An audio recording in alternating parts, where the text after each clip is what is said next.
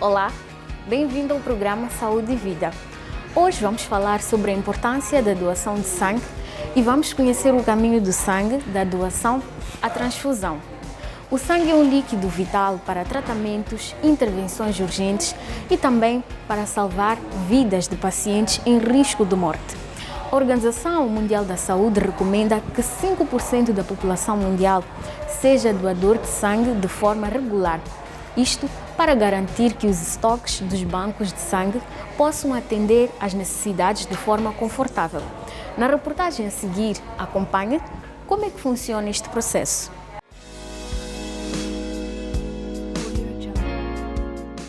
Um exemplo de atitudes simples que podem fazer a diferença na vida de milhões de pessoas. Antes de ser transfundido, o sangue doado passa por um rigoroso processo de controle de qualidade e segurança até chegar aos pacientes que estão nas enfermarias. Durante a coleta, o voluntário doa cerca de 500 ml de sangue. Este sangue passa por diversos testes e exames sorológicos para garantir a segurança tanto do paciente que receberá a transfusão, como também para preservar a saúde do doador. Cada bolsa de sangue é dividida em diferentes hemocomponentes, plaquetas, hemácias, plasma e outros. E só depois disso é que o sangue pode ser encaminhado ao setor de distribuição para chegar aos pacientes nas enfermarias. O sangue doado é utilizado em várias intervenções, mas quando há falta de estoque, a prioridade é dada a cirurgias, maternidade, pediatria, nos atendimentos de urgência, na reanimação e no tratamento de pacientes no departamento de medicina, sendo a oncologia e a enfermaria que mais requisitam sangue a nível da maior unidade sanitária do país. E só para ter uma ideia, para o serviço de oncologia, nós por dia tiramos cerca de 30 unidades só para aquele serviço. Por causa das patologias que os pacientes daquela enfermaria apresentam, então eles têm que fazer várias vezes as transfusões de sangue e também por causa do tratamento que eles têm que fazer, a quimioterapia, a radioterapia, às vezes, então eles precisam ter uma hemoglobina aceitável para fazer o tratamento. O Sr. Alfabeto Novela está em tratamento de doença oncológica desde 2019 e de lá até então conta com o apoio de familiares e amigos para suportar a quimioterapia. Ele conta que já foi submetido a mais de 12 transfusões de sangue. Eu fui dado várias vezes sangue, onde ele estava na enfermaria urologia, de pessoas apareceram, mas parece que foi dado 12 vezes sangue. São as pessoas que, de boa fé, sabendo que ele é meu irmão, é meu tio, é meu pai, é meu avô, é meu bisavô, essas coisas apareceram, mas não tive muitos problemas de dar sangue. As pessoas da igreja, no trabalho, na rua. Dentre os principais motivos que fazem com que o paciente com cancro tenha que receber sangue está a cirurgia para a retirada do tumor. Esta paciente, que prefere não ser identificada, conta que a transfusão foi fundamental para que a cirurgia decorresse da melhor forma. Mas ainda assim está preocupada, pois iniciou a quimioterapia, o que significa que poderá precisar de sangue nos próximos dias.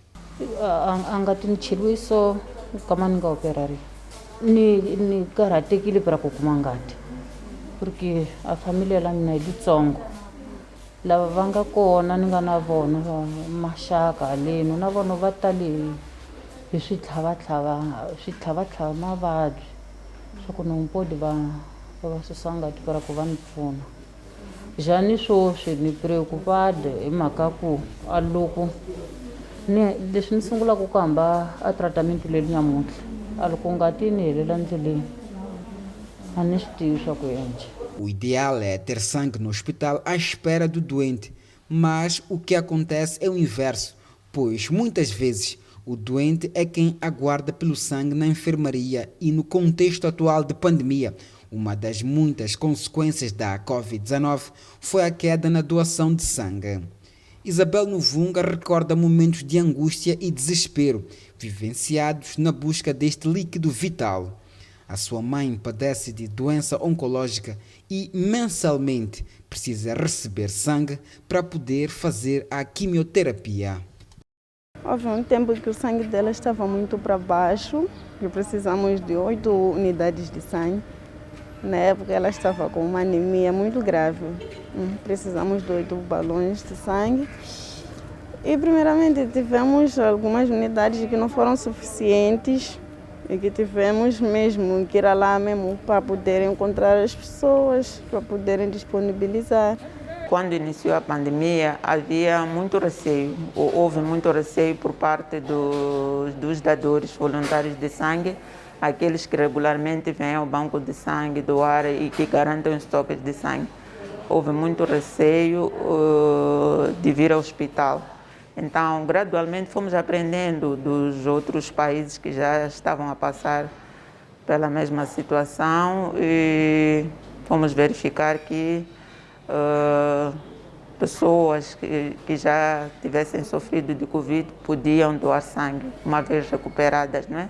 Podiam doar sangue, que não tinha nenhum problema.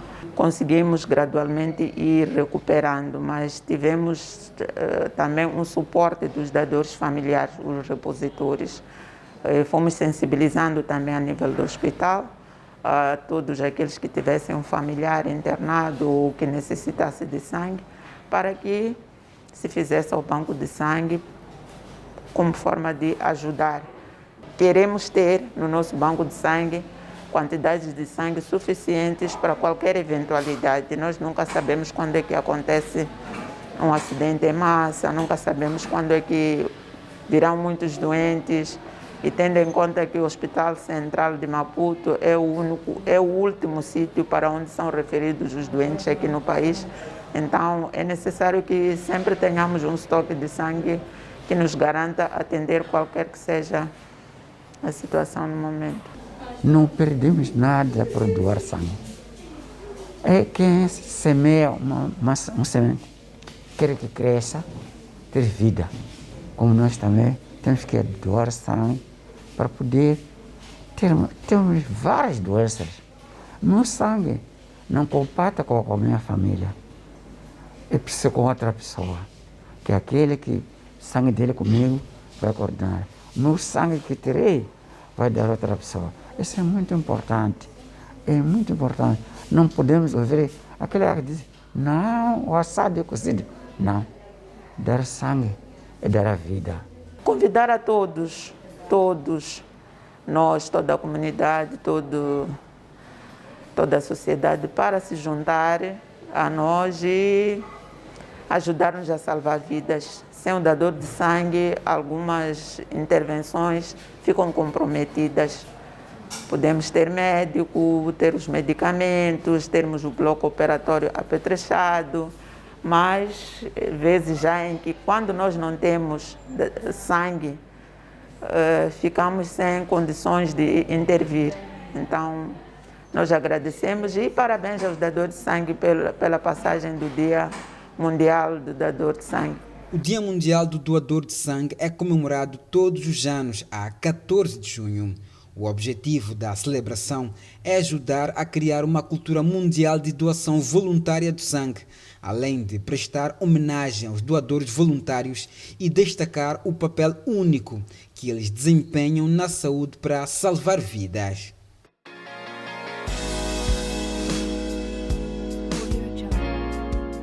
Bom, hoje estamos à conversa com o Dr. Virgílio Nhantumbo, é médico hematologista e é quem vai esclarecer as nossas dúvidas e perguntas hoje sobre este tema que é bastante interessante. Hoje vamos falar sobre a importância da doação e também transfusão de sangue. Doutor, olá, seja muito bem-vindo ao nosso programa. Olá, boa tarde, obrigado pelo convite. Vou tentar falar um bocadinho sobre a transfusão de sangue, tentar esclarecer alguns pontos que ficaram abertos e podemos conversar em relação a isso. Bom, doutor, o que é o sangue e qual é a importância deste líquido precioso para o bom funcionamento do nosso organismo? Bom, quando nós falamos de sangue, em princípio temos que falar dos componentes do sangue. Normalmente nós falamos de transfusão de sangue e estamos a ver a anemia e os glóbulos vermelhos. Mas é importante perceber que, como componentes no sangue, temos os glóbulos vermelhos, aquela coisa da anemia, e a hemoglobina que transporta oxigênio. Depois temos as plaquetas, que são umas células que ajudam a controlar o sangramento. E depois temos os glóbulos brancos, que são as células de defesa do organismo. Isto tudo está como componente do sangue. E temos o plasma, que tem algumas substâncias, como a albumina. Isto tudo é como componente de sangue. Portanto, quando nós falamos de transfusão de sangue, temos que avaliar nesse sentido esses todos hemocomponentes e não necessariamente só a anemia. Muito bem. E como é que é feita a transfusão de sangue? Nós tivemos já há bem pouco tempo a conversar com alguns pacientes que fazem o seu tratamento e acompanhamento aqui no Serviço de Oncologia do HCM e, entretanto, eles dependem do sangue, que é para que o processo corra da melhor forma. Como é que acontece essa transfusão? A transfusão é um processo e o processo inicia desde o momento que o médico avalia e decide que há necessidade de transfundir. E esta decisão tem que ter em conta qual é o componente que vai ser transfundido, qual é a quantidade que vai ser transfundido, porque, como em qualquer tratamento em medicina, temos sempre que avaliar o risco-benefício. E a transfusão de sangue, de hemocomponentes, também tem riscos. Então, esta decisão começa quando o médico avalia o paciente. Depois disso, é uma cadeia que a equipe tem que funcionar de forma, de forma conjunta. O enfermeiro vai fazer a colheita, vai-se levar a amostra ao banco de sangue, os colegas do banco de sangue vão fazer a avaliação e vão disponibilizar o componente e depois volta ao paciente e é transfundido na enfermaria. Enquanto é feita esta transfusão, temos os enfermeiros que vão avaliando, os enfermeiros ou os médicos que vão avaliando se há alguma complicação. E a partir daí faz-se a transfusão e dependendo do componente tem o seu período, o seu tempo de transfusão. Então é para cada componente que é diferenciado, mas é uma cadeia. Ou seja, os médicos trabalham como uma equipa multidisciplinar, sim. com a intervenção de várias especialidades. Sim, que é para nós garantirmos que o paciente receba sangue de qualidade e que possamos reduzir ao máximo a probabilidade de ter reações pós-transfusionais e, se por acaso mesmo assim tiver, possamos estar para intervir, para evitar que tenha reações transfusionais potencialmente fatais. E era aí mesmo onde eu queria chegar, doutor. O que é que pode acontecer depois de uma transfusão de sangue? É complicado de falar o que pode acontecer porque são várias reações pós-transfusionais que o paciente pode apresentar. E isto parte sempre por uma avaliação de quais são os sintomas que o paciente possa estar a apresentar. Às vezes pode ter baixa da temperatura, às vezes pode ter falta de ar, às vezes pode ter dor torácica, varia muito. Portanto, é impossível falar aqui o que é que pode acontecer, sim, de uma forma específica. Precisaria de algumas horas para explicar todas as reações transfusionais. Certo. Todos nós sabemos que para que esta transfusão ocorra de uma forma eficaz é necessário uma compatibilidade. E como é que funciona esta questão da compatibilidade? Falamos de tipos sanguíneos e etc.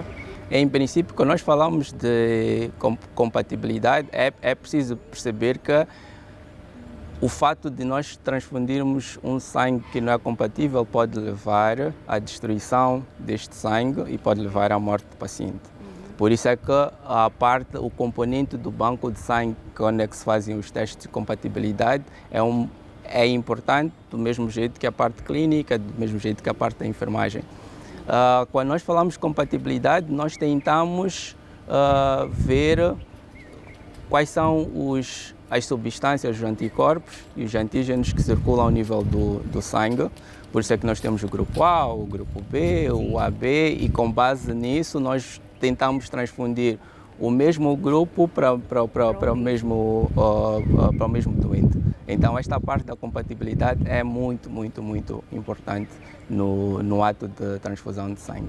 Muito bem, nós estivemos aqui a acompanhar, como eu falei anteriormente, alguns pacientes e conversamos com eles, assim que são pacientes que de certa forma dependem desta que é a transfusão de sangue. Quando é que é indicada, por exemplo, uma transfusão para um paciente que está a fazer tratamento oncológico? Com que frequência este paciente deve ser submetido a uma transfusão de sangue? Porque chegamos a entrevistar uma das senhoras, falou que tem que receber sangue mensalmente, por exemplo, para suportar aquele tratamento de base que está a fazer, que é a quimioterapia. Pronto, como estamos a falar num contexto de oncologia, nós podemos tomar esta decisão com base no valor da hemoglobina ou podemos tomar esta decisão com base nos sintomas que o paciente apresenta. Quando o paciente está em quimioterapia, esta decisão normalmente é tomada com base no valor da hemoglobina, porque o tratamento da quimioterapia, além de destruir as células do cancro, também destrói as células boas do organismo, principalmente as células do sangue. E também, como podem ver, as células de cabelo, que a maior parte dos pacientes que estão em quimioterapia acabam perdendo o cabelo. Então, quando nós vamos tomar esta decisão, precisamos ter certeza que aquele tratamento que eu vou colocar, eu estou à espera que destrua as células de sangue, mas que não destrua num valor que possa pôr em risco a vida do doente. Como eu já tinha referido, sempre as nossas decisões são tomadas baseadas no risco-benefício. Portanto, se tiver maior risco, não se faz a quimioterapia. E aí, se estivermos a falar no contexto de transfusão de glóbulos vermelhos, que é a hemoglobina, precisamos de ter um valor de 10. E este valor não foi decidido de forma aleatória. Fizeram-se estudos e provou-se que com a quimioterapia com valor de 10 é seguro para o paciente. Depois também tem as plaquetas que, de acordo com o esquema de quimioterapia, alguns conseguem-se fazer com 60 mil de plaquetas e faz-se redução da dose, às vezes temos que fazer com 100 mil de plaquetas. Então esta decisão de transfusão em oncologia depende do valor que o paciente apresenta ao nível do hemograma, que é a análise. Portanto, esta doente, sempre que vem à consulta, faz um hemograma e nós avaliamos o hemograma.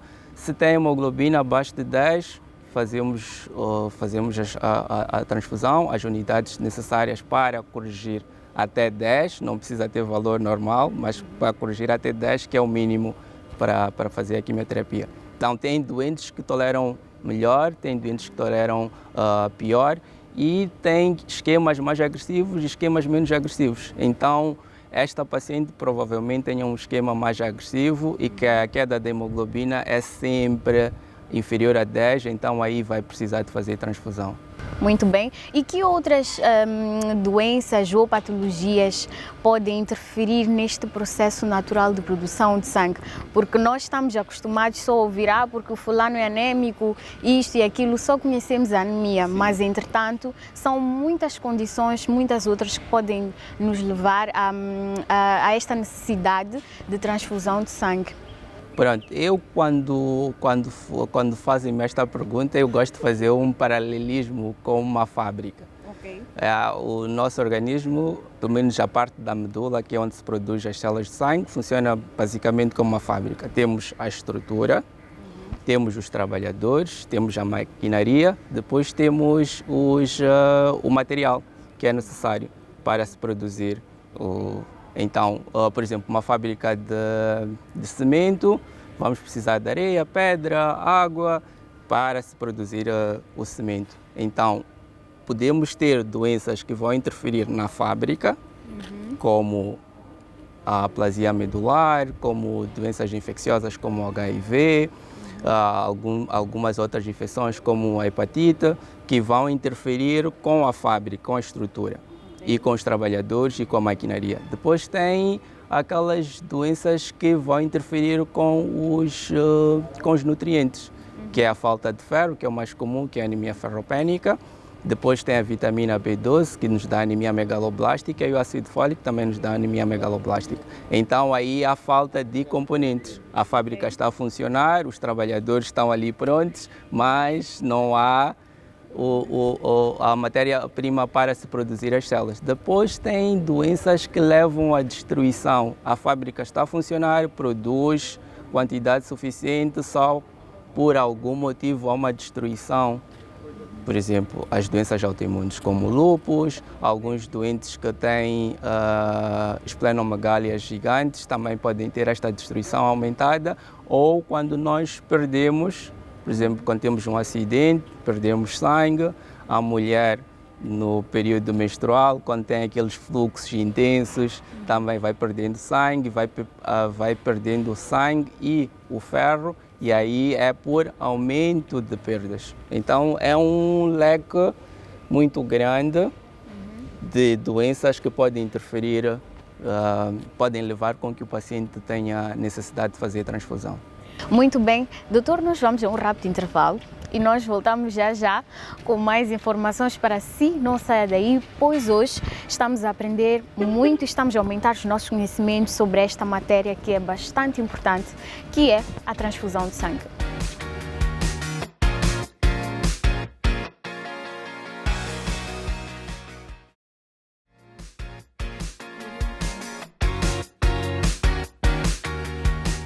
Bem-vindo de volta ao programa Saúde e Vida. Para você que só agora ligou o seu receptor, hoje estamos a falar sobre a transfusão de sangue e vamos a seguir esclarecer alguns mitos e verdades sobre esta matéria.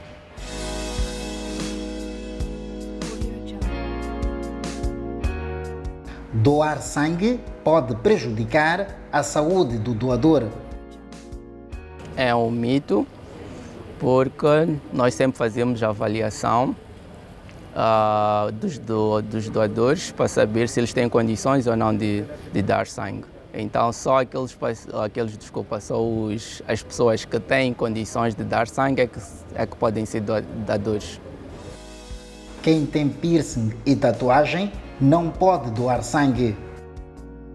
É um mito, e esse mito cresceu pelo fato de os pacientes com tatuagens, os pacientes com piercing terem um maior risco de infecção quando estão a fazer as tatuagens. Por isso é que assumiu-se que todo mundo com tatuagem e com piercing tivesse esse risco infeccioso aumentado, o que não corresponde à verdade.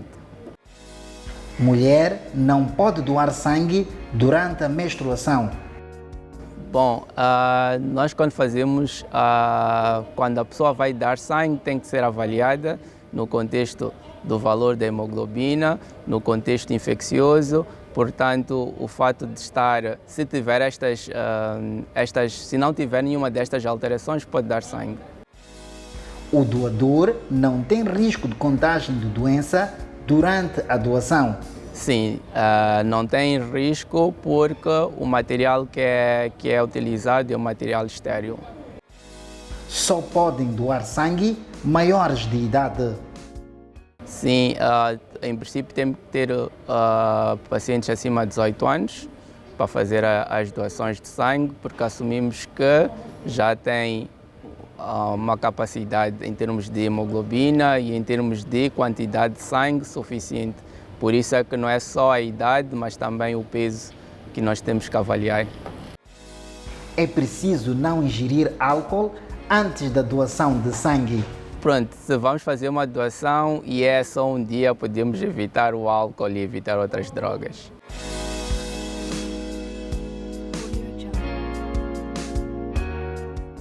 Bom, esclarecemos então alguns mitos e verdades sobre este processo de doação e também transfusão de sangue. Dr. Virgílio, são instantes finais desta edição do programa Saúde e Vida, mas antes mesmo de nos despedirmos, gostava que o doutor deixasse algumas recomendações e fizesse algum apelo a todos os telespectadores que acompanham o nosso programa neste momento para que possam ser mais presentes nesse processo de doação de sangue, até porque os nossos irmãos moçambicanos que estão enfermos precisam muito deste líquido precioso. Obrigado pelo convite mais uma vez. Em jeito de considerações finais, gostaria de dizer que nós, como sociedade, devíamos ter uma consciência virada para a doação de sangue e não necessariamente quando nós precisamos, quando temos algum paciente nosso no hospital, que realmente aquele slogan dar sangue é salvar uma vida.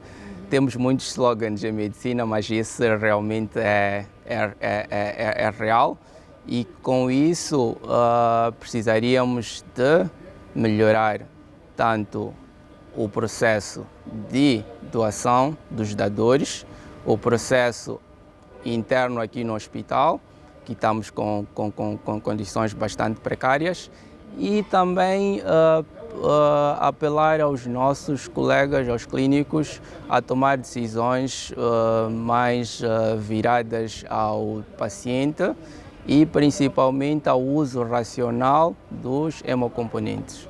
Eu acho que isto seria importante, vermos toda a cadeia e nós como sociedade melhorarmos a nossa consciência em termos de doação de sangue. Muito bem, até porque se eu vou lá e vou doar sangue, este sangue, para além de salvar a vida de um irmão meu moçambicano, o nosso corpo, o nosso organismo é inteligente o suficiente para produzir e se calhar repor todas aquelas componentes que nós vamos tirar, não é assim? Sim, sim. Quando nós vamos dar o sangue, primeiro a quantidade que é dada não põe em risco a vida do dador, o primeiro aspecto, e o segundo aspecto é que o nosso organismo consegue repor como uma fábrica que funciona plenamente. Portanto, não há quem tiver capacidade de dar sangue, vai dar sangue, quem não tiver vai ser avaliado e vai ser explicado porque é que não pode dar sangue. Mas tínhamos que melhorar como sociedade esta parte da consciência em relação à doação de sangue. Muito bem, muito obrigada, doutor, por esta conversa bastante explicativa e elucidativa. Nós temos o nosso próximo encontro marcado para dentro em breve e vamos poder, nas próximas oportunidades, falar um pouco mais sobre estas doenças que, de certa forma, interferem no processo natural de produção de sangue. E até breve, doutor. Até breve. Obrigado. Bom, querido amigo telespectador, muito obrigada pela sua atenção, pelo carinho da sua audiência e por nos permitir entrar em sua casa. Já sabe que pode continuar em contato conosco através das nossas redes sociais. Nós estamos no Facebook, no YouTube e também no nosso grupo do WhatsApp. Cuide sempre da sua saúde e até uma próxima oportunidade. Tchau, tchau.